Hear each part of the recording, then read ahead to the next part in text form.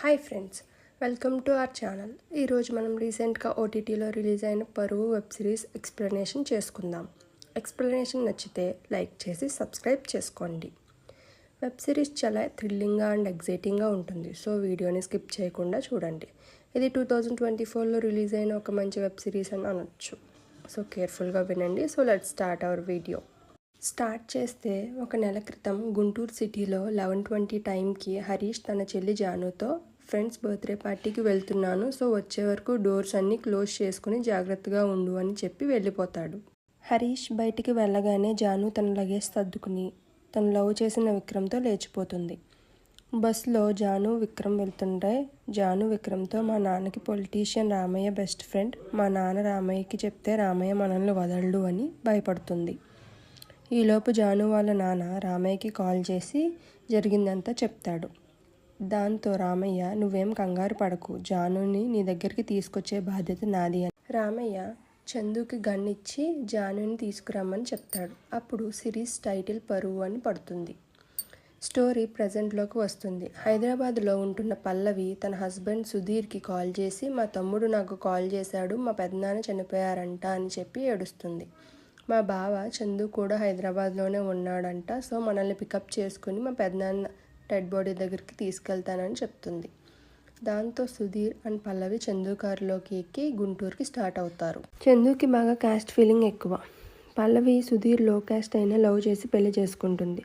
జర్నీలో పల్లవిని చూస్తూ చందు మా పరువు తీశారు, నువ్వు పెళ్లి చేసుకోకపోతే అసలు ఇలాంటి వాడిని నా కారులో ఎక్కించుకునేవాడినే కాదు అని తిడతాడు. పల్లవి ఓవర్ యాక్షన్ చేయకు నువ్వు అని చందుని తిడుతుంది. ఈలోపు చందుకి కాల్ వస్తుంది. కాల్లో నేను రేపు నీకు బ్యాటరీస్ డెలివరీ చేస్తాను, నాకు ఈలోగా చీరాల వెళ్ళే పని కూడా ఉంది, ముందు విజయవాడ వచ్చి తర్వాత చీరాల వెళ్తాను అని చెప్తాడు చందు. మార్నింగ్ నువ్వు ఫోన్ చేసినప్పుడు ఫోన్ గూగు గాడి దగ్గర ఉంది, అందుకనే ఫోన్ లిఫ్ట్ చేయలేదు, వాడు గేమ్ ఆడి ఆడి నా ఫోన్ ఛార్జింగ్ అంతా అవగొట్టాడని చెప్పి అందుకే ఫోన్ లిఫ్ట్ చేయలేదు అని అంటాడు చందు. అలా వెళ్తూ ఉండగా పల్లవికి చందుకి మధ్య మాటల యుద్ధం జరుగుతుంది. పల్లవి గతం గుర్తు చేసుకుంటుంది. 2 years బ్యాక్ పల్లవి ఫ్యామిలీకి తన లవ్ విషయం తెలిసిపోయి ఇంట్లో హౌస్ అరెస్ట్ చేస్తారు. పల్లవి ఇంట్లో నుంచి పారిపోయి సుధీర్ని పెళ్లి చేసుకుంటుంది. అలా గతాన్ని పల్లవి గుర్తు చేసుకోగా చందు మీ అమ్మ తీసుకురమ్మందని తీసుకొస్తున్నాను, లేకపోయి ఉంటే అసలు మిమ్మల్ని తీసుకువెళ్ళేవాడినే కాదు అని అంటాడు. పల్లవి ఎక్స్ట్రాల్ చేయకు, ఆ రామయ్యని చూసుకునే కదా ఇలా చేస్తున్నావు, లేకపోయి ఉంటే ఆ విక్రమ్ మర్డర్ కేసులో పోలీస్ స్టేషన్లో ఉండేవాడు అని అంటుంది. రామయ్య పేరు వినగానే కోపం తెచ్చుకున్న చందు హైవే మీద నుంచి కార్ని సర్వీస్ రోడ్లోకి తీసుకుని వెళ్తాడు. ఒక నిర్మానుష్యమైన ప్లేస్లో ఆపి జాషువా అనే కుర్రాడు దగ్గర ఒక గన్ తీసుకుంటాడు. పల్లవి ఇదంతా చూస్తూ చందు మనల్ని చంపడానికి గన్ తీసుకున్నాడు, ఏదో ఒకటి చేయని సుధీర్తో అంటుంది. ఈలోపు పల్లవి వాళ్ళ అమ్మకి ఫోన్ చేసి మాట్లాడుతుంది. పల్లవి వాళ్ళమ్మ నేను అసలు మిమ్మల్ని తీసుకురమ్మనలేదు, మీరు ఇక్కడికి రాకండి అని చెప్పి తిట్టి ఫోన్ పెట్టేస్తుంది. పల్లవి చందు మనల్ని చంపడానికి ఇక్కడికి తీసుకొచ్చాడు, ఏదో ఒకటి చేయమని సుధీర్ను ఫోర్స్ చేస్తుంది. ఏం చేయాలో తెలియక సుధీర్ వెళ్ళి చందుతో గొడవ పెట్టుకుంటాడు. చందు సుధీర్ కొట్టుకుంటారు కొంతసేపు. సుధీర్ బై మిస్టేక్ చందుని తల మీద కొడతాడు. ఇంకా దాంతో చందు అక్కడికక్కడ పడి చనిపోతాడు. ఏం చేయాలో తెలియక చందు ఫోన్ స్విచ్ ఆఫ్ చేసి బాడీని డిక్కీలో వేసి తీసుకెళ్తాడు సుధీర్. ఈలోపు చందుని పెళ్లి చేసుకోబోతున్న స్వాతి చందుకి ఎన్నిసార్లు కాల్ చేసినా స్విచ్ ఆఫ్ రావడంతో ఏఎస్ఐ చక్రవర్తికి కాల్ చేసి చందు ఎక్కడ ఉన్నాడో కనుక్కోమని చెప్తుంది. అలా మాట్లాడుతూ ఉండగా చక్రవర్తి ముందు నుంచే చందు కార్ వెళ్లడంతో ఇటు వెళ్తుంది ఏంటి అని చక్రవర్తి అనుకుంటాడు. పల్లవి వాళ్ళు వెళ్తున్న రూట్లో పోలీస్ చెకింగ్ జరుగుతుంది. ఎలక్షన్ టైం కావడంతో SI Babji Chandu car dickey open చేయమని పల్లవి వాళ్ళతో చెప్తాడు. పల్లవి ఇది ఎక్స్ఎంపీ శేషగిరి కార్ అని అంటుంది. కానీ ఎస్ఐ బాబ్జీ మాత్రం ఇది ఎవరి కార్ అయినా చెక్ చేయాలని డిక్కీ ఓపెన్ చేస్తూ ఉండగా స్టోరీ 1 month వెనక్కి వెళ్తుంది. స్వాతి కంప్యూటర్ ఇన్స్టిట్యూట్లో పోలీసులకి ట్రైనింగ్ ఇస్తూ ఉంటుంది. స్వాతికి చాలామంది పోలీసులు తెలుసు. ఏఎస్ఐ చక్రవర్తికి స్వాతి అంటే ఇష్టం. చక్రవర్తి ఫోన్ని ఎస్ఐ బాబ్జీకి ఇచ్చి స్వాతిని నన్ను ఒక ఫోటో తీయమని చెప్తాడు చక్రవర్తి.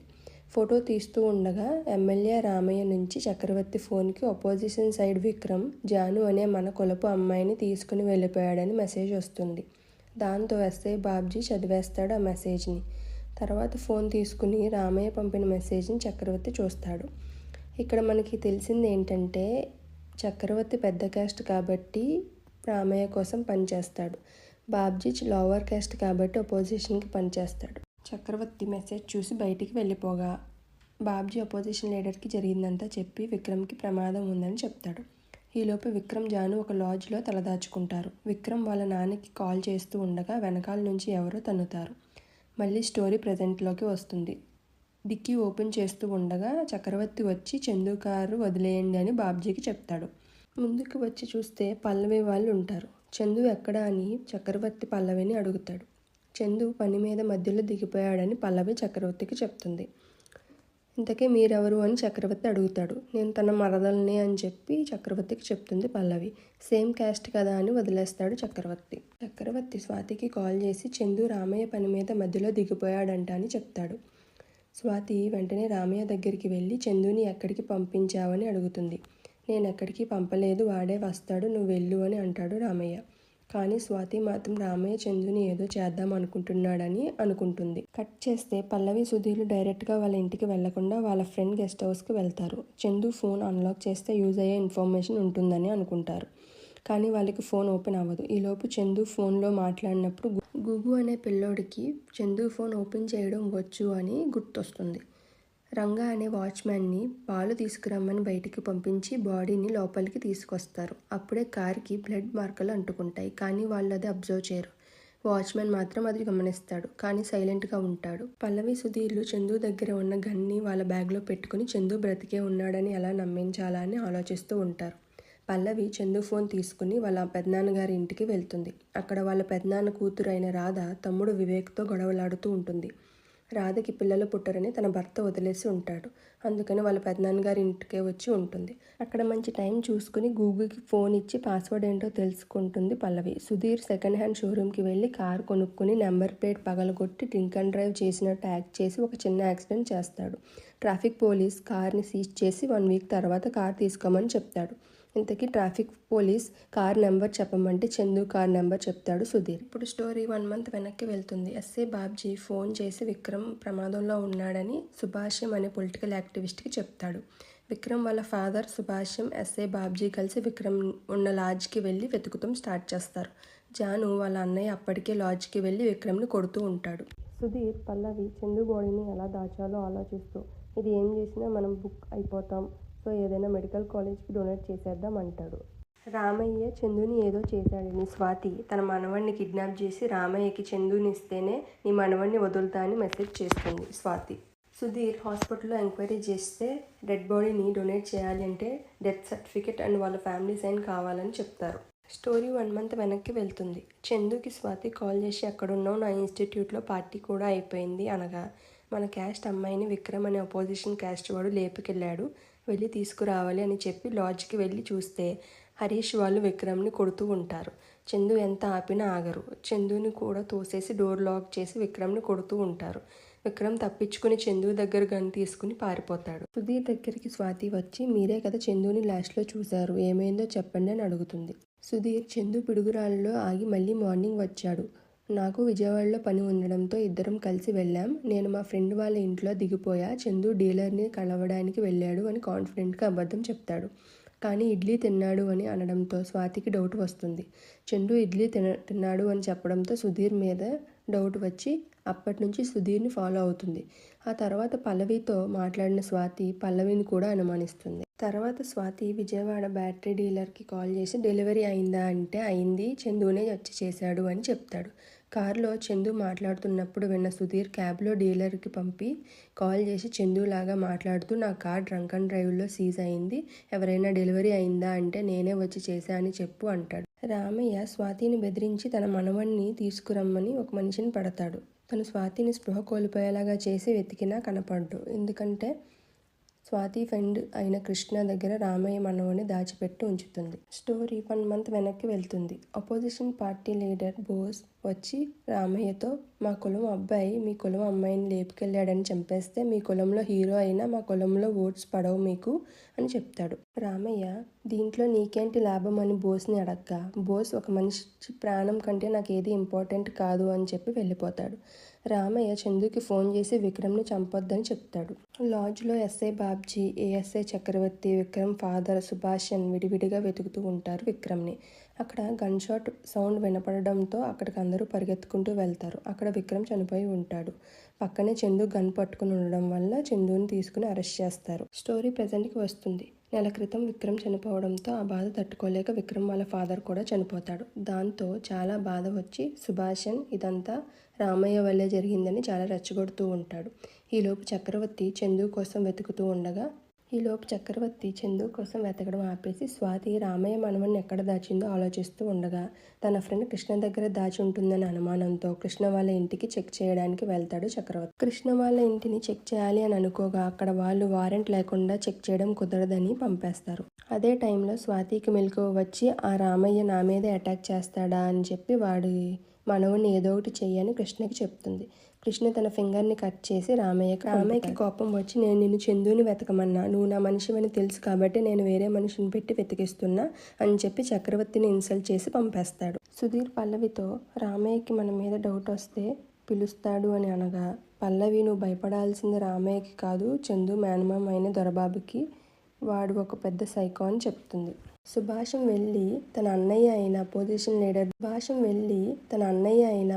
లీడర్ బోస్ దగ్గరికి వెళ్ళి విక్రమ్ చనిపోయినప్పుడు యూజ్ చేసుకోలేదు, వాళ్ళ నాన్న చనిపోయినప్పుడన్నా యూజ్ చేసుకోకపోతే మన కులం ఓట్లు కూడా మనకి పడవని అనగా బోస్ చావుని పొలిటికల్గా యూజ్ చేసుకోలేను అని అంటాడు. సుధీర్ బాడీని డొనేట్ చేయాలి అంటే ఫ్యామిలీలో ఎవరైనా సైన్ చేయాలి అని గుర్తు రాగా ఇవన్నీ చందు బాడీతో చేయడం కష్టమని చందుకు బదులుగా పల్లవి వాళ్ళ పెదనాన్న బాడీని డొనేట్ చేసి ఎవరికి తెలియకుండా వాళ్ళ పెదనాన్ని పూడ్చిపెట్టిన ప్లేస్లో చందుని పూడ్చిపెట్టేద్దాం అనుకుంటాడు సుధీర్ పల్లవి వాళ్ళ పెదనాన్న కొడుకు బార్లో ఉంటే కింద పడేలా చేసి ఆ డెత్ సర్టిఫికేట్స్ అవి పల్లవికి ఇచ్చి ఆ అప్లికేషన్ ఫామ్ మీద రాధాతో ఎమోషనల్గా మాట్లాడి సైన్ చేయించమని చెప్తాడు. ఒక పక్క సుధీర్ చందు ఫోన్ని ఆన్ చేసి చీరాలకి వెళ్ళే బస్సులో పెట్టేస్తాడు. రామయ్య మనుషులు వెళ్ళి స్వాతిని కిడ్నాప్ చేయగా రామయ్య సుధీర్కి కాల్ చేసి రమ్మని చెప్తాడు. స్టోరీ 2 వీక్స్ వెనక్కి వెళ్తుంది.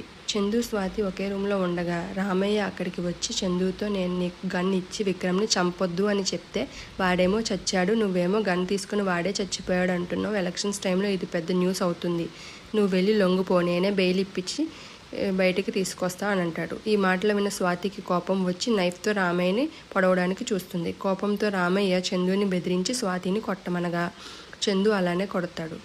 చందుతో రామయ్య కేవలం నిన్ను మీ మావయ్య దొరబాబు వల్లే చంపకుండా వదిలేస్తున్నా, ఇంకో 2 వారాల్లో మీ మావయ్యని కలవడానికి చీరాల వెళ్ళాలి అని చెప్పి వెళ్ళిపోతాడు. దాంతో చందు నాకు శ్వేతకి చేసిన అవమానానికి నేను చంపేస్తా అని వెంటనే ఫోన్లో పిడుగురాలలో జస్వాకి కాల్ చేసి గన్ రెడీ చేసి ఉంచమని చెప్తాడు. స్టోరీ ప్రెజెంట్లోకి వస్తుంది. గెస్ట్ హౌస్ వాచ్మెన్ రంగా వద్దు అంటున్న గెస్ట్ హౌస్లోకి వస్తున్నాడని కోపంగా సుధీర్ బూతులు తిట్టి బయటికి పంపేస్తాడు. దాంతో రంగా కోపంతో ఆ కార్ విషయం పోలీసులకి చెప్పేద్దామని వెళ్తాడు. సుధీర్ రామయ్య దగ్గరికి వెళ్ళి అందరికీ చెప్పిన అబద్ధాలే తనకి చెప్తూ ఉంటాడు. రామయ్య సుధీర్తో ఆ చందు ఎందుకు కనపడకుండా పోయాడో నాకు తెలియదు, కానీ స్వాతి నేనే ఏదో చేశాను అనుకుంటుంది, లాస్ట్లో చూసింది నువ్వే కాబట్టి మీ ఇద్దరూ మాట్లాడుకోండి అని చెప్పి బయటికి వెళ్ళిపోతాడు రామయ్య.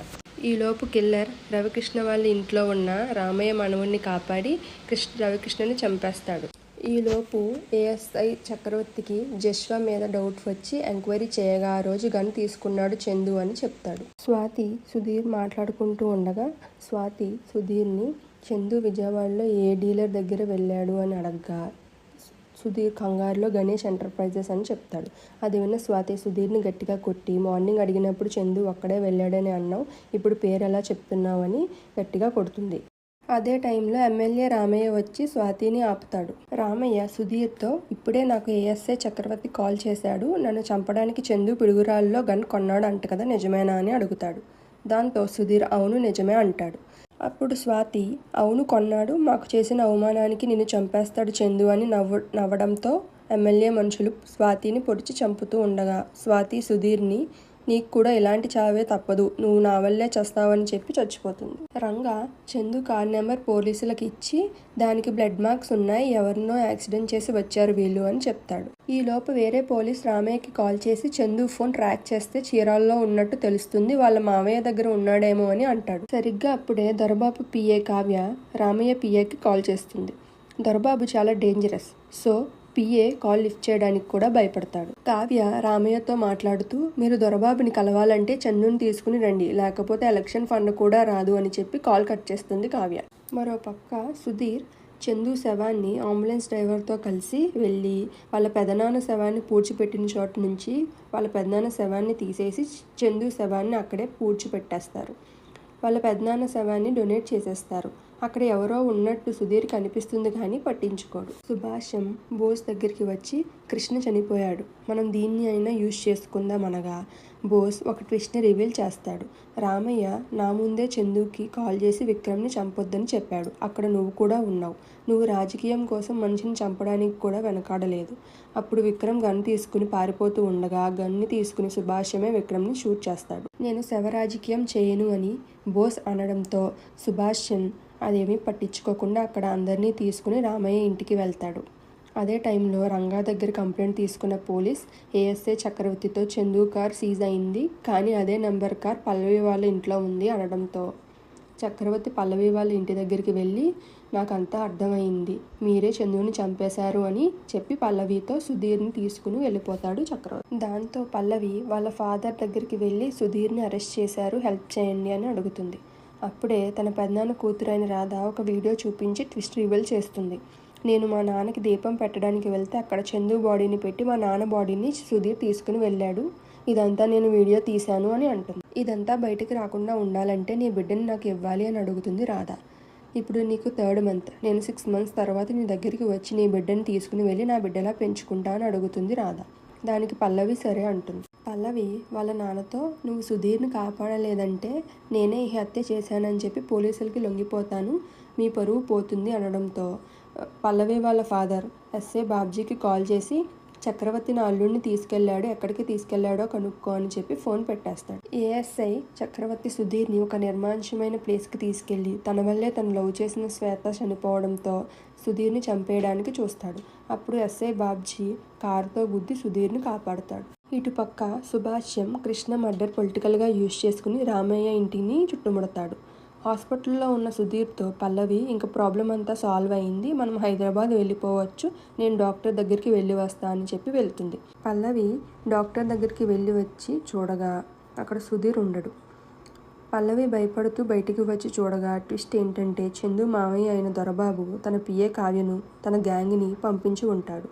దొరబాబు గారు చందుని వెతుక్కుతున్నారు, నేను నీ భర్తను తీసుకుని వెళ్తాను, చందుని తీసుకొచ్చి నీ భర్తను విడిపించుకో అని చెప్పి కావ్య వెళ్ళిపోతుంది.